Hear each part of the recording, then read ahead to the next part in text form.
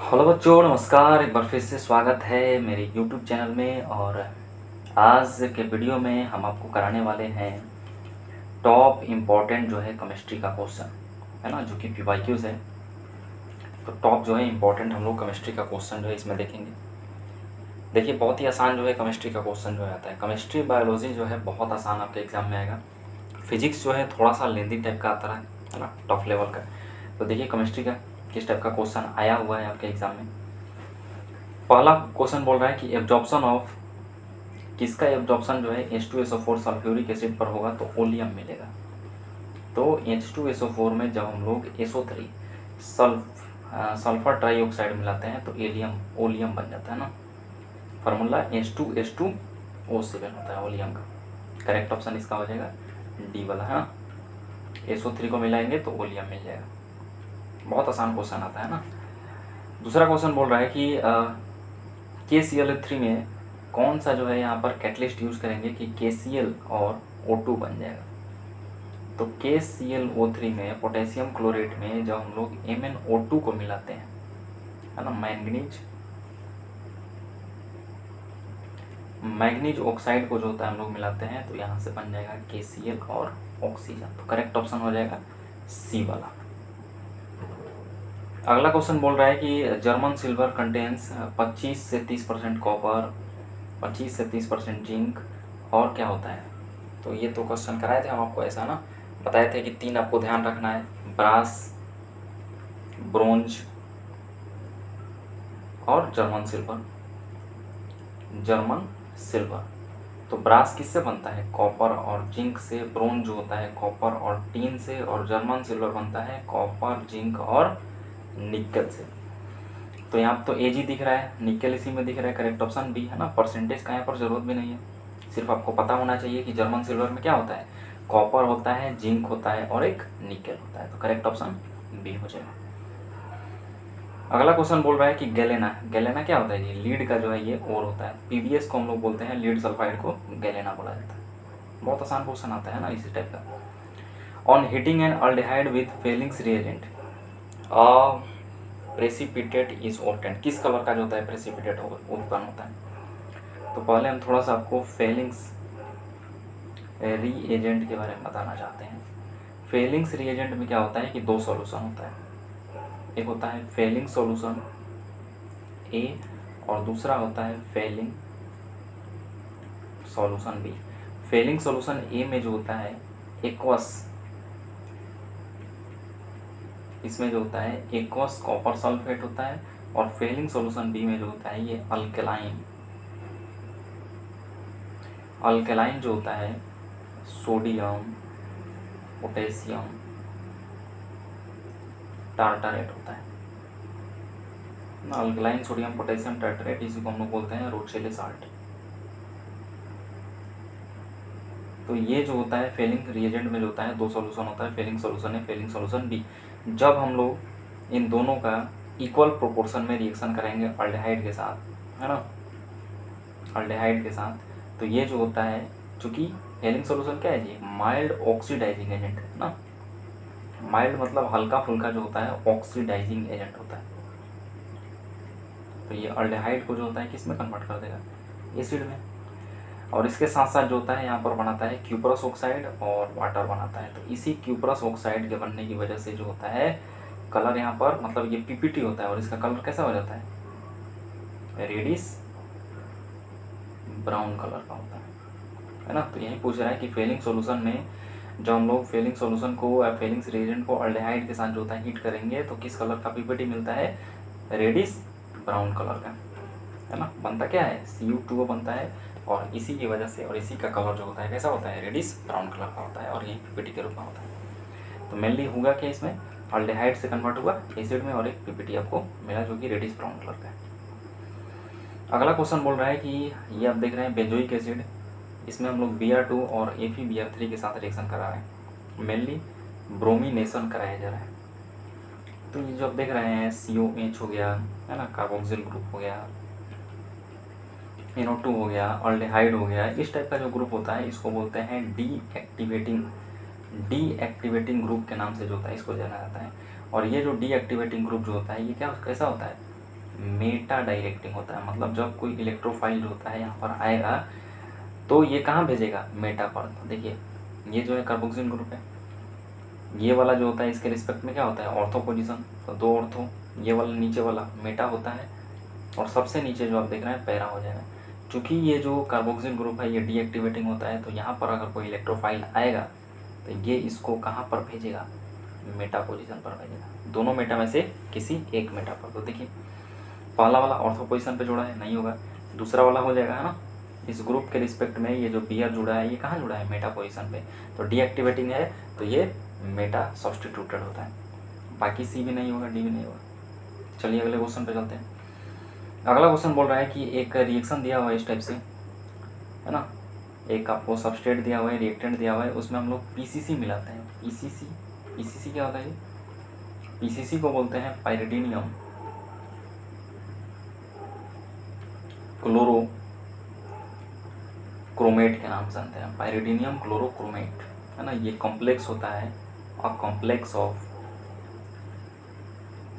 Chromium trioxide. एक chromium trioxide का जो होता है कॉम्प्लेक्स है किसके साथ, विथ पिरिडीन एंड HCl, है ना। तो ये जो है अब पीसीसी क्या करता है कि जैसे हम आपको बताए थे कि अल्कोहल जो है ऑक्सीडाइज होके एसिड बनाता है, और एसिड ऑक्सीडाइज होके, सॉरी, अल्कोहल जो है ऑक्सीडाइज होके अल्डेहाइड बनाता है, अल्डेहाइड ऑक्सीडाइज होके एसिड बनाता है। तो जब आप हायर ऑक्सीडाइजिंग एजेंट मतलब स्ट्रॉन्गर ऑक्सीडाइजिंग एजेंट लीजिएगा तो डायरेक्ट जो है अल्कोहल को किस में कन्वर्ट कर देगा, एसिड में। लेकिन कुछ ऐसा सुटेबल रिएजेंट होता है जो कि अल्कोहल को जो है अल्डेहाइड अवस्था में ही जो है वो रोक सकता है, उसी में से जो है एक ये होता है पीसीसी। दूसरा एक आपको दिया हुआ है CrO3 इन अनहाइड्रस मीडियम। CrO3 जो होता है इन अनहाइड्रस मीडियम जो होता है, तो ये दोनों क्या करेगा कि अल्कोहल को डायरेक्टली जो होता है एसिड में कन्वर्ट नहीं करेगा, ये अल्डेहाइड अवस्था में ही रोक देगा। जबकि आप स्ट्रॉन्ग ऑक्सीडाइजिंग एजेंट लीजिएगा, KMnO4 हो गया, K2Cr2O7 हो गया, ये डायरेक्ट जो है अल्कोहल को एसिड में कन्वर्ट करता है। तो ये क्या कर देगा, ये जो आप यहाँ पर अल्कोहल देख रहे हैं इसको कन्वर्ट कर देगा अल्डेहाइड में, बिना किसी डबल बॉन्ड चेंज किया ना। डबल बॉन्ड जैसे है ये वैसा का वैसा ही रहेगा, बस ये जो अल्डेहाइड ग्रुप है पीसीसी लेंगे। पीसीसी क्या होता है जी, ये कॉम्प्लेक्स है क्रोमियम ट्राईऑक्साइड का, किसके साथ, पिरिडीन और HCl के साथ, तो ये अल्डेहाइड में कन्वर्ट कर देगा। पहला नहीं होगा, दूसरा देखो नहीं होगा, है ना। तीसरा देखो ट्रिपल बॉन्ड कहाँ से आ जाएगा, करेक्ट ऑप्शन हो जाएगा चौथा। डबल बॉन्ड में कुछ असर नहीं होता है, बस यहाँ पर जो ये अल्कोहल था ये किस में कन्वर्ट हो जाएगा, अल्डेहाइड में कन्वर्ट हो जाता है, करेक्ट ऑप्शन डी हो जाएगा। क्यूमीन, क्यूमीन क्या होता है जी, क्यूमीन जो होता है ये फिनॉल बनाने का एक तरीका भी होता है क्यूमीन से, इसको बोलते हैं हम लोग क्यूमीन। तो आप जो ऊपर में जो ग्रुप देख रहे हैं इस टाइप के जो ग्रुप होता है इसको बोलते हैं आइसो, और 3 कार्बन है तो आइसोप्रोपाइल, और नीचे में क्या है, बेंजीन है, तो आइसोप्रोपाइल बेंजीन को ही क्या बोला जाता है, क्यूमीन, करेक्ट ऑप्शन पहला हो जाएगा ना। इस टाइप का भी डायरेक्ट टिक करने वाला क्वेश्चन आपको आता है, पता है तो टिक कीजिए, नहीं पता है तो फिर छोड़ना पड़ेगा, नहीं तो फिर गलत हो जाएगा। अगला क्वेश्चन बोल रहा है कि for a zero order reaction the rate of reaction is independent of, देखिए कोई भी जो रिएक्शन है, जैसे मान लीजिए ए से बन रहा है बी, तो इसका जो रेट लिखते हैं ये डायरेक्टली प्रोपोर्शन होता है कॉन्सेंट्रेशन ऑफ रिएक्टेंट के। ए क्या है, रिएक्टेंट है, और बी क्या है, प्रोडक्ट। तो रेट ऑफ रिएक्शन जो होता है ये डायरेक्टली प्रोपोर्शन होता है concentration of reactant to the power N.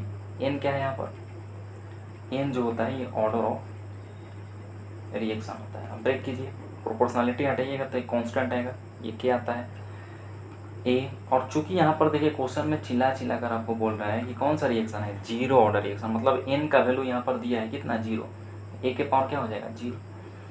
अब आर इज इक्वल टू क्या हो जाएगा, के, और किसी भी अंक के पावर जीरो रहता है तो आपको पता है कि वो क्या हो जाता है, 1 हो जाता है।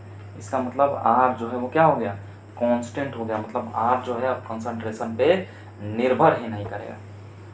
तो जीरो ऑर्डर रिएक्शन में जो रेट ऑफ रिएक्शन होता है इंडिपेंडेंट किसका होता है, कॉन्सेंट्रेशन के, है ना। इसको हिंदी में सांद्रण, सांद्रण बोलते हैं। तो इससे कॉन्सेंट्रेशन से जो होता है वो इंडिपेंडेंट हो जाएगा। अगला क्वेश्चन बोल रहा है कि आइसोप्रीन, आइसोप्रीन क्या होता है।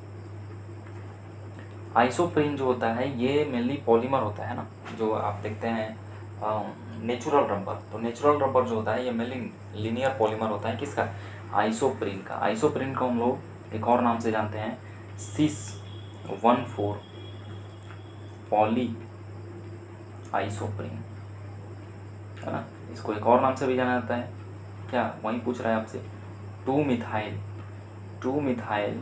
1,3 ब्यूटाडाइन, है ना। 2-मिथाइल 1,3 ब्यूटाडाइन को जो होता है हम लोग क्या बोलते हैं, आइसोप्रीन के नाम से जानते हैं।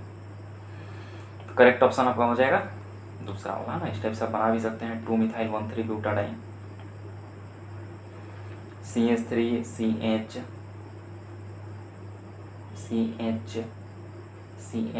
है ना, 4 कार्बन है, ब्यूटा है, और 2 पे जो है आपको मिथाइल लगाना है और 1,3 आपको कर देना है। तो इस टाइप से हम लोग फिगर बना लेंगे। तो यहाँ पर जो होता है आपको डबल बॉन्ड आ जाएगा और यहाँ पर जो होता है एक CH3 आ जाएगा, है ना। इस टाइप से जो होता है इसको फिगर हम लोग बना लेंगे। तो हो जाएगा 2 मिथाइल पहले कार्बन पे और तीसरे कार्बन पे क्या है, डबल बॉन्ड है, और 4 कार्बन है तो ब्यूटा, और 2 जो है डबल बॉन्ड है तो डाई इन हो जाएगा। तो इसी को हम लोग क्या बोलते हैं, सिस 1,4 पॉली आइसोप्रीन या फिर आइसोप्रीन के नाम से भी जानते हैं। अगला क्वेश्चन बोल रहा है कि total number of atoms per unit cell in FCC में जो होता है टोटल नंबर ऑफ एटम्स क्या होता है। देखो, इसको समझाने के लिए हम आपको एक चार्ट लेकर आए, आपसे सिर्फ एफसीसी पूछा है, हम आपको सारा बताते हैं। जैसे एससी सिंपल क्यूबिक, दूसरा एक होता है बीसीसी बॉडी सेंटर्ड क्यूबिक, और तीसरा होता है एफसीसी। तो इसमें क्या क्या आपको ध्यान रखना है, तो एससी में जो होता है जो पर यूनिट सेल होता है ये 1 होता है, बीसीसी में पूछता तो 2 हो जाता है, एफसीसी में पूछ रहा है तो करेक्ट ऑप्शन आपका हो जाएगा डी वाला 4 होता है ना। इसके साथ साथ सिंपल क्यूबिक में आपको ध्यान रखना है कि कितना पैकिंग इफिशिएंसी होता है, कितना परसेंट जो होता है वहाँ पर स्पेस भरा होता है, तो 52.4%। अगर आप मान लो खाली पूछ ले तो वाइड परसेंट, तो 100 में से 52.4 को घटा देंगे तो वाइड आपको मिल जाएगा। वैसे ही बीसीसी में जो होता है ये 68% होता है, जगह भरा हुआ होता है, और एफसीसी में 74% होता है, जगह भरा हुआ होता है। तो वाइड जो है 100 में से 74 आप निकाल दीजिए तो वहाँ से मिल जाएगा, है ना। एससी में क्या होता है कि कॉर्नर में होता है सिर्फ एटम्स, सेंटर में नहीं होता है ना। बीसीसी में क्या होता है कि एक कॉर्नर में होता है एक सेंटर में होता है, तो टोटल जो है एटम 2 हो जाता है पर यूनिट सेल। एफसीसी में क्या होता है कि एक तो कॉर्नर पे होता है, सेंटर में यहाँ पर एटम नहीं होता है, और 3 जो होता है वो फेस में होता है, तो 3 और 1 4 हो जाएगा, तो पर यूनिट एटम जो होता है एफसीसी में 4 हो जाता है। तो इस चार्ट को आप ध्यान रखिएगा। अगला क्वेश्चन बोल रहा है कि dash convert alcohol directly into gasoline by dehydrating them to give a mixture of hydrocarbon. Alcohol को सीधे गैसोलीन में निर्जलीकरण के द्वारा हाइड्रोकार्बन का एक मिक्सर देता है। तो ये एनसीईआरटी का डायरेक्ट लाइन है कि JSM5 जो होता है ये डायरेक्ट अल्कोहल को जो होता है ये गैसोलाइन में कन्वर्ट कर देता है। करेक्ट ऑप्शन आपका बी वाला हो जाएगा, ध्यान रखिएगा, अच्छा क्वेश्चन है, ये भी कई बार पूछा गया है, JSM5 हो जाएगा। अगले क्वेश्चन पे चलते हैं। अगला क्वेश्चन बोल रहा है कि both rhombic and monoclinic sulphur, rhombic sulphur इसको हम लोग अल्फा सल्फर के नाम से भी जानते हैं ना, रोम्बिक सल्फर या फिर अल्फा सल्फर के नाम से भी जानते हैं। और एक है आपका मोनोक्लिनिक सल्फर, तो चाहे रोम्बिक सल्फर हो या फिर मोनोक्लिनिक सल्फर हो, दोनों में जो सल्फर होता है वो S8 टाइप का होता है ना। दोनों में सल्फर किस टाइप का होता है, S8 टाइप का होता है। और रोम्बिक सल्फर को हम लोग बोलते हैं अल्फा सल्फर, मोनोक्लिनिक सल्फर को बोलते हैं बीटा सल्फर। कभी कभी आपसे ये भी पूछ लेता है कि बताइए रोम्बिक को जो है मोनोक्लिनिक में कन्वर्ट करने के लिए कितना टेम्परेचर दिया जाता है, तो 96 डिग्री सेल्सियस पर जो होता है ये टेम्परेचर होता है। केल्विन में लिखिएगा तो ये हो जाएगा 369 केल्विन। तो इसको भी आपको ध्यान रखना है कि रोम्बिक सल्फर को मोनोक्लिनिक सल्फर में कितने डिग्री सेल्सियस पे कन्वर्ट किया जाता है, 96 डिग्री सेल्सियस, या केल्विन में 369। हमसे पूछ रहा था कि इन दोनों में जो होता है किस टाइप का जो है सल्फर का मॉलिक्यूल होता है, तो एसिड टाइप का ना। करेक्ट ऑप्शन आपका बी वाला हो जाएगा, है ना। जैसे आप पढ़े होंगे रेड फॉस्फोरस हो गया, वाइट फॉस्फोरस हो गया, या फिर ब्लैक फॉस्फोरस हो गया, तो इन तीन सब में जो होता है फॉस्फोरस किस फॉर्म में होता है, P4 में होता है ना। जबकि इन सब में सल्फर कैसे है, S8 फॉर्म में है।